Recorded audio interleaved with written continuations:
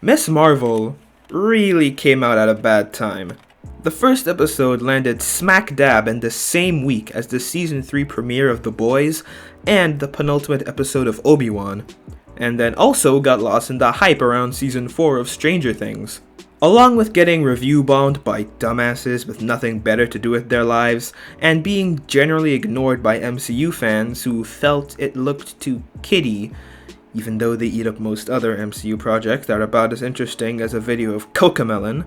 In short, the show hasn't been a ratings giant like the previous MCU series, but that is not to say it hasn't hit its target audience, or that it's bad. It's not, at all. Miss Marvel is a great series that has definitely become one of my favorite Phase 4 projects so far, but it also falls victim to many of the same flaws as other Phase 4 projects. Let's start with the good. This series does a great job of adapting the source material while still making changes for it to fit the MCU. Though, note that this is coming from someone who's only read the first Miss Marvel run. The infamous power change is still an odd pill to swallow. Like a lot of fans, I wasn't really keen on it, and I totally understand why it's still disliked. Honestly though, I've kind of warmed up to it a bit, partially because of just accepting it as the series goes on, and also because these are actually the kind of superpowers I would want. Still, I would have preferred the OG powers from the comics, of course. The CGI would have been hideous though. Someone check in on the Marvel VFX artists, please. There were also a ton of cool Easter eggs and references to the writers and artists who worked on Miss Marvel comics. The people making this series did genuinely care about this amazing character. That extends to the cast too, of course. Iman Vellani is Miss Marvel, one of the best MCU casting decisions ever made. She perfectly embodies the character of Kamala Khan, probably because she is a lot like Kamala, a Pakistani Marvel nerd given the chance to enter the world of superheroes. She also seems like a really chill person and is unbelievably based in her opinions. And to think this is literally her first foray into Hollywood, yeah, she had no acting experience prior to this and just gave it a shot, which speaks to how talented she is. Kamala's interactions with her family and friends were the best parts of the series. Even as someone who isn't Pakistani, I related a lot to the family dynamic of the Khans. There were so many genuinely wholesome moments throughout the series, especially in the last 2 episodes. And of course, it's always great to see different cultures represented on screen. And if that bothers you for some reason, what does it feel like to have your head shoved up your own ass? In particular, I found it really interesting how the series had a heavy focus on the generational trauma and consequences of the partition of India and Pakistan. I wonder if this will be a situation similar to HBO's Watchmen series, where audiences will be learning about this terrible historical event for the first time. Personally, this seems to be the year of me learning about the partition, as I watched videos on it of my own curiosity a few months ago, and then I had to cover it for my final year of A-level exams. I loved all the moments of Kamala talking with her grandmother about her experiences in the partition, and episode 5 was just heartbreaking, getting Aisha's perspective on how horrible this mass forced migration truly was.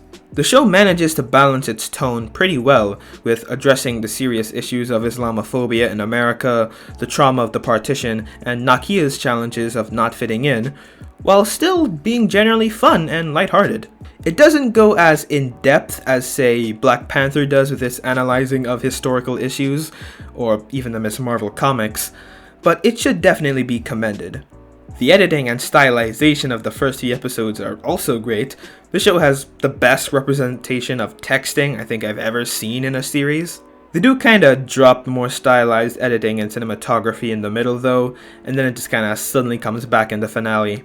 The pacing was fine, but the middle chunk of the series was all over the place. Episode 3 felt really slow, and episode 4 crammed a bunch of exposition about Kamala's powers and background, the red daggers, and a ton of character intros that by the end of it, it just didn't feel like it had much weight to it.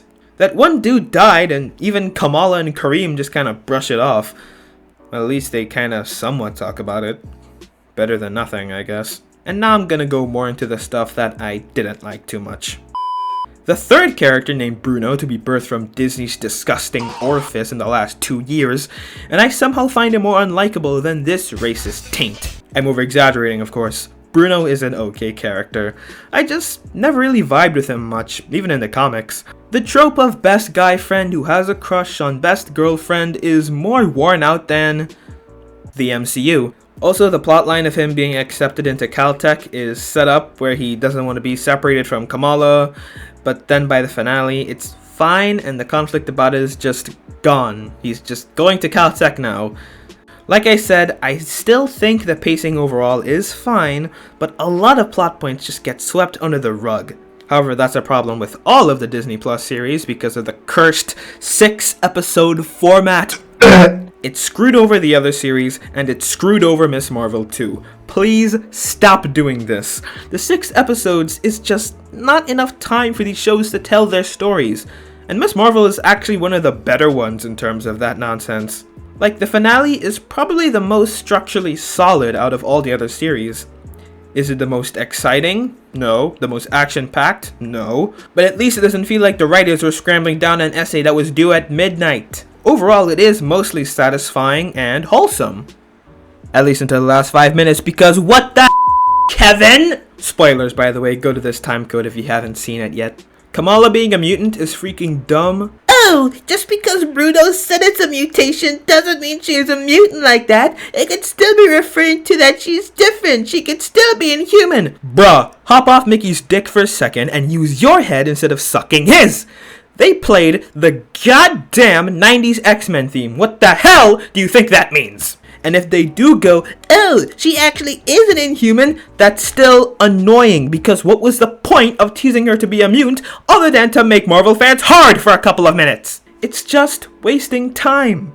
Dropping this reveal in the last few minutes of the last episode makes like half the plot of the series completely mute. We spent all that time learning about the Bangle, that Kamala is a Jinn, about Noor, the clandestines. Holy crap, I forgot about the clandestines.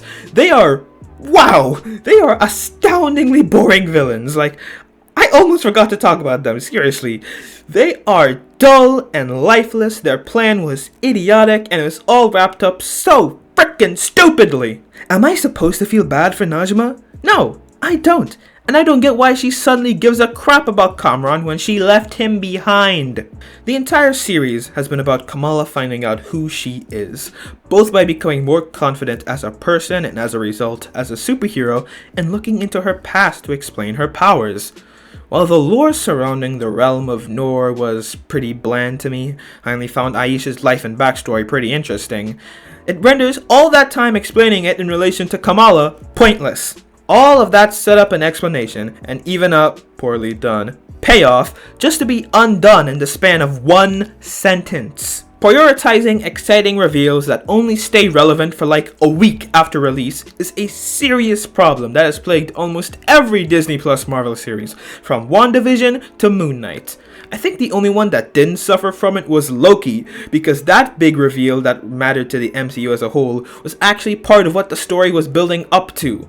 And Loki is the only one of these shows that's getting a second season, so it didn't have to wrap up everything, just the immediate plot of the season. So yeah, despite all of my criticisms, I actually think Ms. Marvel is pretty solid, and I recommend you watch it if you haven't. It fumbles a lot, but I think it manages to stick the landing. Mostly. Make sure to like this video, it would help me a lot, and check out some of my other videos if you like what I said here. And if you want to subscribe, make sure to hit that notification bell. Have a wonderful rest of your day/night, and I'll see you next time. Take care. Really? It had to frickin' rain?